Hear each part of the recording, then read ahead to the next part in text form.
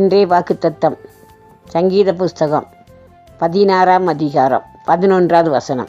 உங்களுடைய வலது வருஷத்தில் நித்திய பேரின்பம் உண்டு. அருமையானவர்களே, கர்த்தருடைய வலது வருஷத்தில் தான் நித்திய பேரின்பம் உண்டு. நித்திய காலமாக ஒரு பேரின்பம், சந்தோஷம், மகிழ்ச்சி, சமாதானம், சந்தோஷம், பேரின்ப சந்தோஷத்துக்காக, மகிழ்ச்சிக்காக எங்கெங்கேயோ போகிறோம்.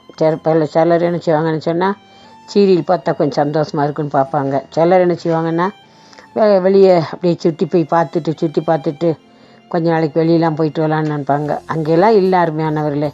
கர்த்தருடைய வலது வருஷத்தில் தான் நித்திய பேரின்பம் உண்டு. நித்திய பேரின்பம் அவர்கிட்ட தருக்கு வேறு எங்கேயுமே இல்லை. நம்ம அவர் பாதத்தை ஒவ்வொரு நாளும் பிடிச்சி நம்ம கெஞ்சி செபிச்சா கர்த்தர் என்ன செய்வார், நம்ம பேரின்பத்தை தருவார். நீங்கள் ஒவ்வொரு நாளும் செபித்து பாருங்கள், அந்த பேரின்பத்தை கர்த்தர் தர பெற்றுக்கொள்ள முடியும். அது மாத்திரம் இல்லை, சங்கீத புஸ்தகம் 36 சங்கீதம் 8வது வசனம். உங்களுடைய பேரின்ப நதினால் அவர் தாகத்தை தீர்க்கிறீர். அவர் தான் நம்ம தாகத்தை தீர்க்க முடியும். எத்தனை தான் நம்ம எங்கெங்கே போனாலும் நம்ம தாகம் தீராது. வெளியே போய் சுற்றி பார்த்துட்டு வரலாம், இல்லாட்டி நம்ம எங்கேயாவது போயிட்டு வரலாம், நம்ம சொந்தக்காரங்க வீட்டுக்கு போகலாம்.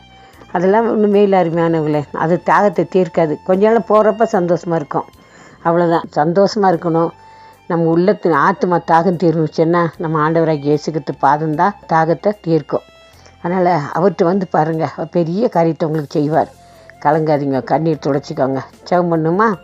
எங்களை அன்பான இயேசுத்து வழி நடத்துகிறேங்க. பரலோக பரிசுத்த பிதாவை நன்றியோடு மே துதிக்கிறோம், ஸ்தோத்திரிக்கிறோம். அப்பா, அவர்கள் தாகத்தை தீர்க்கிறீரப்பா. தாகம் தீர்க்கல, எங்கே போனாலும் தாகம் தீர்க்க முடியாதுப்பா. இயேசுவே, உங்களுடைய பாதத்தில் அவங்க தாகத்தை தீர்த்துக்கொள்ள கிருபை செய்ய முடியாது செபிக்கிறோம்.